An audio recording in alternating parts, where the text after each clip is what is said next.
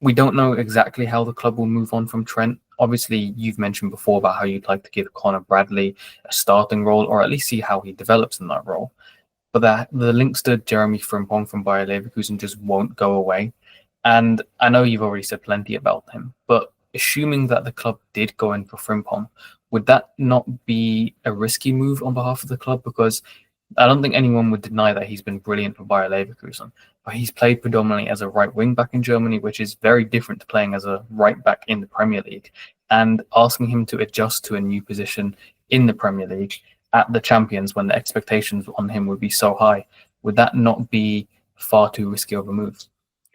Yeah, I'll be honest. I've said this elsewhere this week. I'm not massively convinced. I think there's a lot of noise. I don't really buy into it, to be honest. And people I speak to don't give me the impression that's the case. I mean, neck on the line a little bit there, and we'll maybe see how it plays out. I mean, ultimately, I know the deal is there for Liverpool to do it if they want to, and maybe they will come towards it, further in the window and think there's not a lot of great options there. We need cover. He can maybe play on the wing sometimes for us. He can cover right back if we need it there. He's homegrown. He's very, very cheap. Let's do it. But I'm not convinced that they're going into this thinking we need to sign Jeremie Frimpong to be our starting right back next season. I don't believe that to be the case. It's very much not my understanding that that's how they're approaching this. So, because he has ultimately, we saw him for Leverkusen at Anfield this season. He was playing the right wing, wasn't he? He was up there, pushed up against the fullback. We didn't see any of his defensive qualities because you don't have to. It's not a strength of his when you look at his kind of numbers either. So he just doesn't seem like an orthodox right back in any way. I very much get the impression from people I speak to that he would like the move. And I think that's where a lot of this kind of talk is coming from, by the way. But I'm not convinced that he's a Liverpool target. And I wouldn't understand it if he was, to be honest. Maybe they'll find themselves boxed in a little bit towards the end of the window and just think, we're short of homegrown. He can play a couple of positions. It's cheap. It's low risk. Let's do it. But like I say, I'm not convinced that they're flying into this window thinking that he's the number one target for right back. And we'll see how that plays out. Regardless of whether Frimpong actually ends up signing for Liverpool, do you think the links themselves sort of suggest where Liverpool might be heading? Because, like I just said there, you think that Bradley could be a starter for Liverpool, but perhaps we should read into this as Liverpool are actually looking for a starter to maybe have Bradley compete with. I think a lot of the links though are coming up because everybody knows Trent Alexander-Arnold is going. A lot of the time that happens is that it's quite easy to say Liverpool are looking at X, Y, or Z. I mean, because they always are looking at them. By the way, like this is one of the things that gets underrated about transfers and scouting and how these recruitment start. They will have watched Jeremie Frimpong this season, 100%. Of course, they will. They're not daft. You keep an eye on all kind of players who are homegrown, young, in that playing well in a top European league. You will keep an eye on them, or you'll have someone at a Leverkusen game, not necessarily to watch him, but to watch other players, and they'll be keeping an eye on him.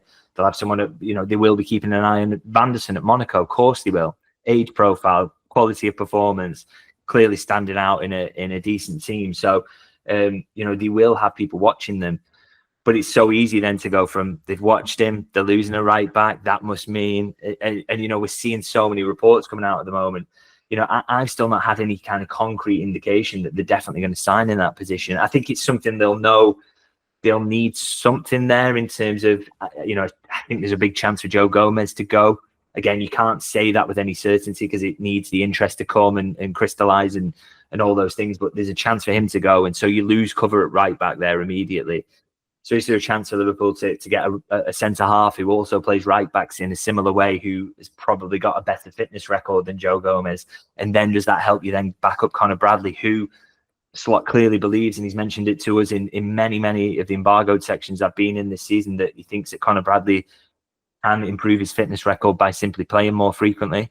And I just wouldn't be surprised if that's the route they go down, really, is to kind of sign someone who is more of a kind of cover and give Conor Bradley a go, because it would be utterly stupid for me to have a right back of that quality coming through your academy and ignore him just because the guy who was before him was a complete unicorn. I know people might want to think, well, he's not quite Trent, is he? But Nobody on the market is quite Trent. Nobody's anywhere near him in terms of what he offers on the ball. But Conor Bradley can offer you different things. He can solidify that wing in terms of defensively. He's much, much better in that. He actually offers improvement in that aspect to a big degree, I think. But also, he's no slouch going forward. Progressive carries, he's right up there in terms of Premier League defenders, or defenders even in top 5 European leagues. He's right up there for that. So he offers you progression. Those inside runs that he does is almost like how it kind of comes into the number 8 position and then charges in as a late runner into the box.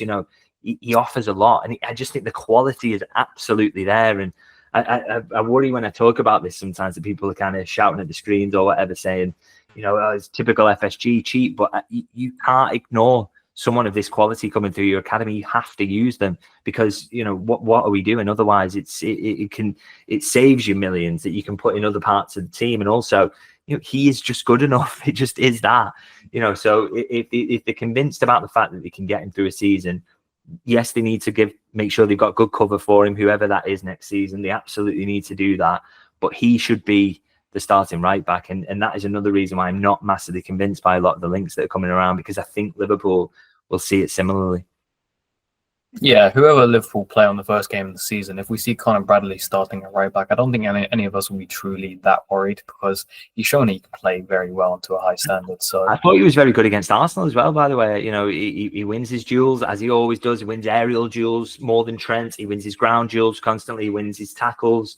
And he still has that quality in the final third as well. I think he works really well with Salah.